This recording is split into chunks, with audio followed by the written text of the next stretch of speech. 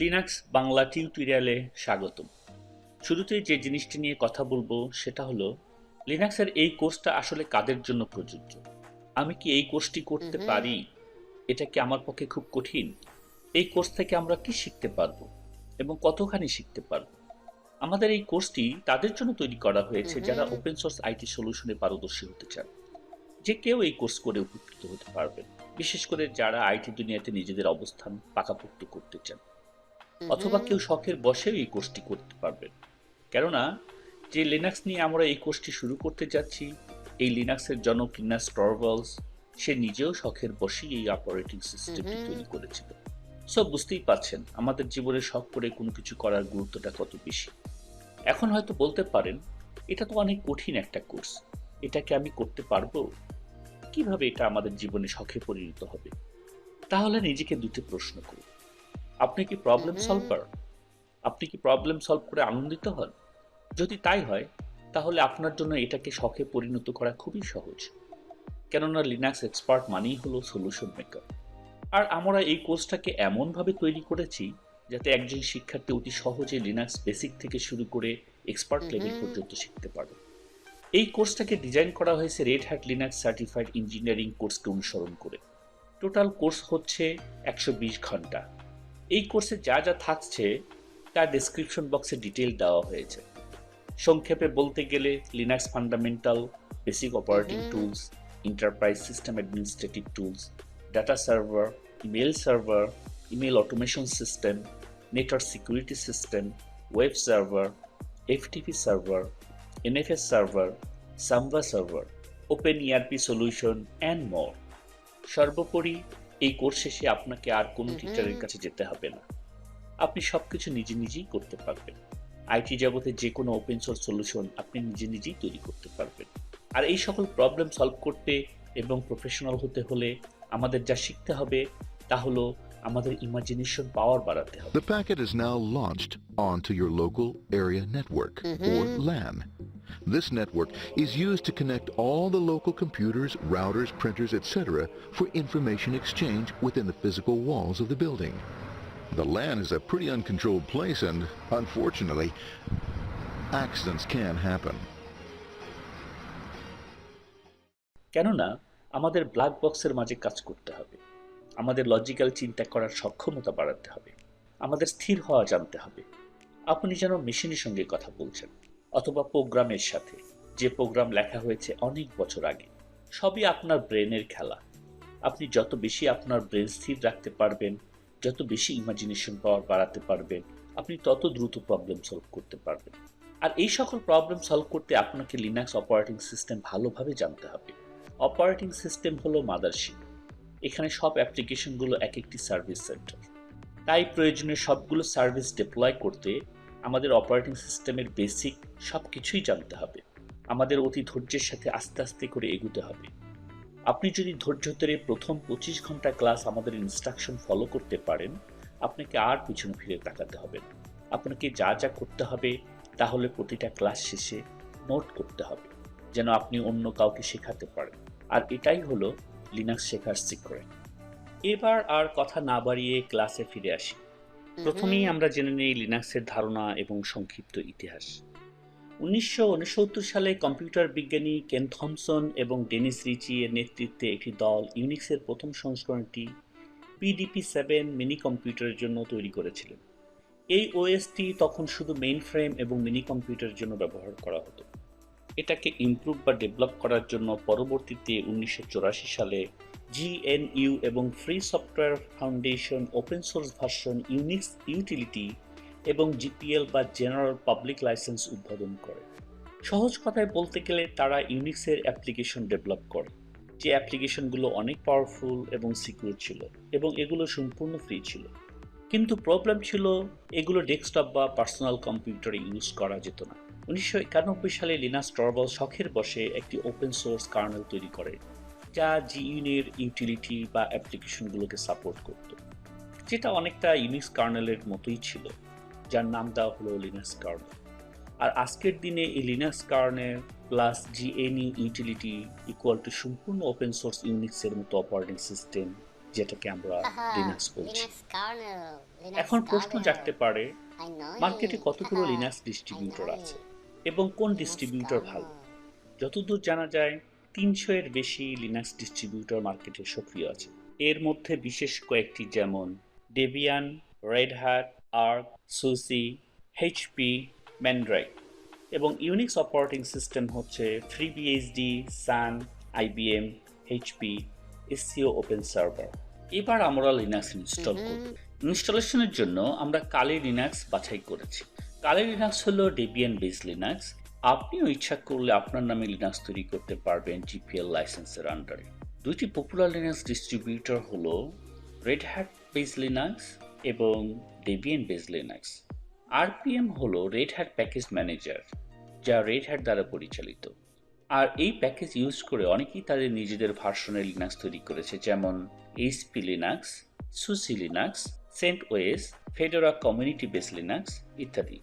আর ডিপ্যাকেজি বা ডেবিয়ান দ্বারা পরিচালিত প্যাকেজ ব্যবহার করে যেসব ডিস্ট্রিবিউটর তৈরি হয়েছে সেগুলো হলো ডেবিয়ান, উবুন্টু, কালি লিনাক্স, মিন্ট লিনাক্স ইত্যাদি। প্রথমে আমরা ভার্চুয়াল এনভায়রনমেন্ট তৈরি করব। এখানে ভিএমওয়ার অথবা ভার্চুয়াল বক্স ইউজ করতে পারি। এই কোর্সের জন্য আমি ভিএমওয়ার ইউজ করব। আমরা কালি লিনাক্সের ওয়েবসাইটে গিয়ে এটাকে ডাউনলোড করব। তাহলে চলুন আমরা কালি লিনাক্সের ওয়েবসাইটে গিয়ে আইএসও ফাইলটাকে ডাউনলোড করি।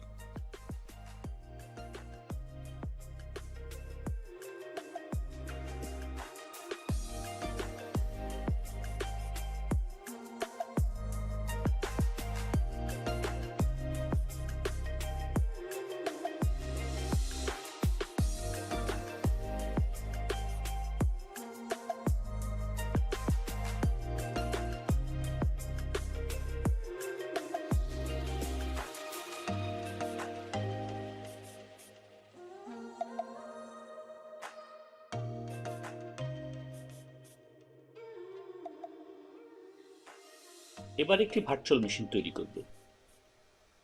Virtual machine. I will install operating system later. Virtual select করে machine. নেক্সটে ক্লিক করব। অপারেটিং সিস্টেম আদার সিলেক্ট করব এবং ভার্সন অপশনেও আদার সিলেক্ট করব, কেননা এখানে কালি লিনাক্সে নাম নেই। এখন ভার্চুয়াল মেশিনের নাম লিখব, দেন লোকেশন সিলেক্ট করে দিব।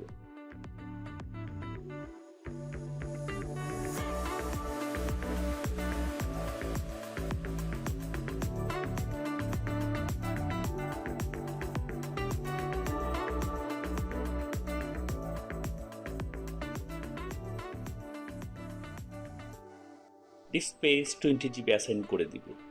এবার কাস্টমাইজ হার্ডওয়্যার গিয়ে প্রয়োজন মতো র্যাম এবং প্রসেসর অ্যাসাইন করে দিব।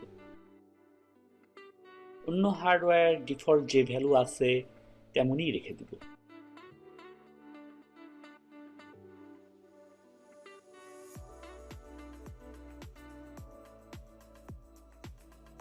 এবার ভার্চুয়াল মেশিনের পাওয়ার বাটন ক্লিক করব।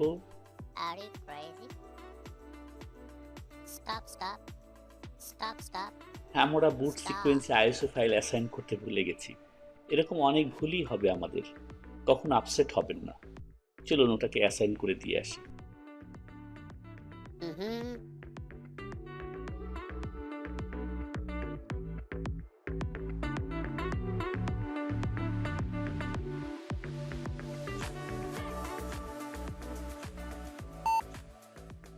এবার গ্রাফিক্যাল ইনস্টলেশন সিলেক্ট করে এন্টার দেব।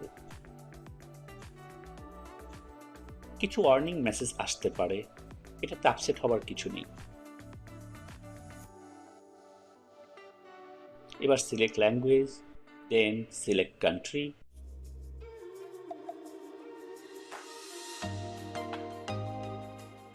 আমি যেহেতু ভিয়েতনামে আছি, সো আমি ভিয়েতনাম সিলেক্ট করে দিলাম।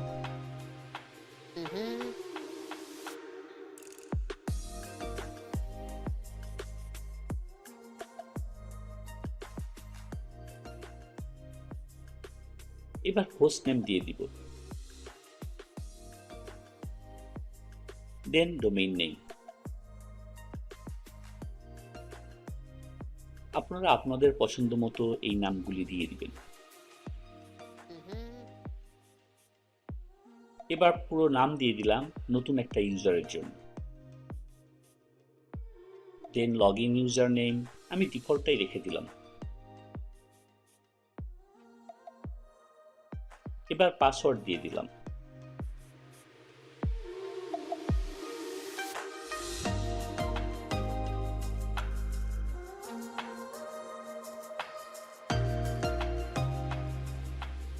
আমাদের এখন পার্টিশন অ্যাসাইন করে দিতে হবে। আমরা এখানে guided LVM disk template select করে দিব। এবার সেপারেট টেমপ্লেট সিলেক্ট করে দিলাম। এখানে বলে রাখি এই ইনস্টলেশনে কোনো কিছু এক্সপ্লেইন করা হচ্ছে না, কেননা এটা জাস্ট নামে মাত্র ইনস্টলেশন। আমরা যখন ফাইল সিস্টেম এলভিএম রেড শিখব তখন বুঝতে পারবো কেন আলাদা আলাদা পার্টিশন প্রয়োজন।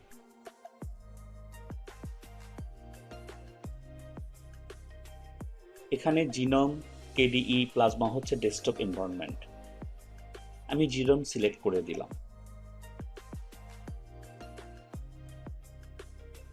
লাইট ডিএম সিলেক্ট করে দিলাম। এগুলো হলো লগইন এনভায়রনমেন্ট লাইক থেম।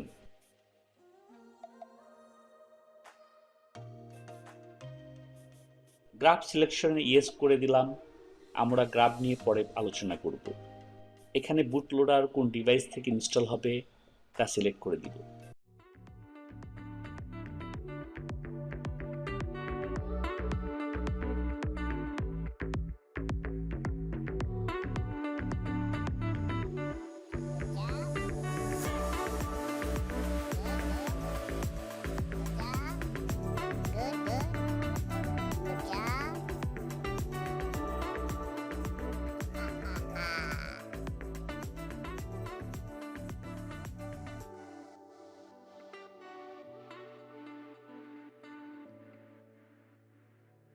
আমরা এখন আমাদের ইউজার নেম এবং পাসওয়ার্ড দিয়ে লগ ইন করব।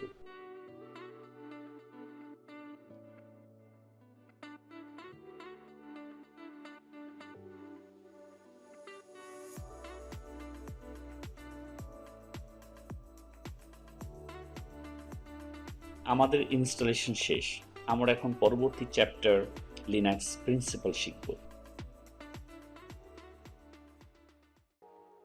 আপনি যদি আমাদের চ্যানেলে নতুন হয়ে থাকেন তাহলে সাবস্ক্রাইব করে বেল বাটনে ক্লিক করুন যাতে পরবর্তী ভিডিওটি মিস না হয়, এবং ভিডিওটি শেয়ার করে অন্যকে দেখার সুযোগ করে দিন যাতে অন্যরাও উপকৃত হতে পারে। আপনাদের লাইক এবং শেয়ার আমাদেরকে নতুন নতুন ভিডিও বানাতে অনুপ্রাণিত করে।